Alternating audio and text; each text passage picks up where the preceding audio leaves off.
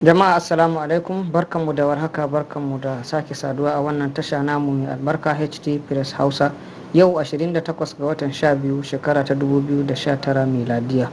Ranar murna yau aka nada Alhaji Isa Musa Katimana wanda aka fi sani da Isa Custom a matsayin jaruman Gude District, wanda aka gabatar da bikin nadin a garin Gila, Mubi South, jihar Adamawa, Najeriya. Tare da injiniya Ramatu yar Sali Bello, hakimin Gude, a matsayin sarauniyar Gude. Nadin ya samu halartar manyan baki gami da hakimai da kuma dakatai na nan ƙasa Najeriya da ma makwabtar wannan ƙasa, tare da manya-manyan mawaka da ma jaruman fina-finan Hausa irin su Naziru sarkin waƙan sarakunan Arewa da kuma shi sarkin mawakan jaruman Gude, wato Ya'u Musical Studio. Da farko an bude taron ne da addu'a da kuma sa albarka, sai kuma marabtan baki.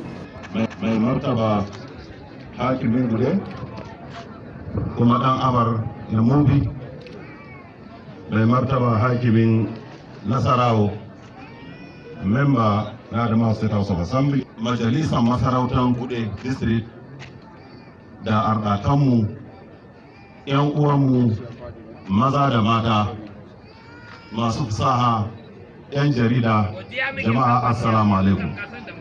A madadin kaina da al'umman Mubi ta Kudu da masarautar Gude District, an gudanar da bikin ne cikin nishadi da kuma walwala, tare da sa albarkan sarkin Mubi wanda hakimin Gude ya kaddamar, Alhaji Sali Isa Bello dan Amar din Mubi. Isa Custom, wanda a yau aka nada a matsayin jarman Gude, ya samu yabo daga manyan masarautun Mubi da ƙasa baki ɗaya.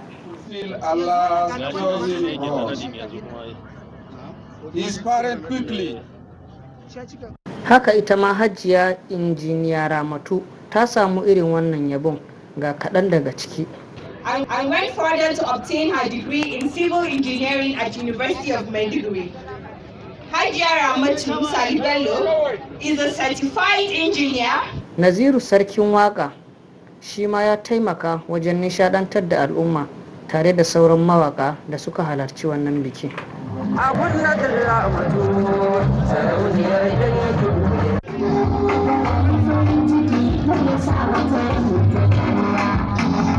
Daga ƙarshe, a madadin shi jaruman Gude, injiniya Ramatu da ma ita kanta ta yi godiya ga masarauta da daukacin bakin da suka halarci wannan bikin. Ta mika kokon bara ga masu mulki, wato 'yan siyasa, da a kula da wannan hanyar da ta taso daga Mubi zuwa Gela.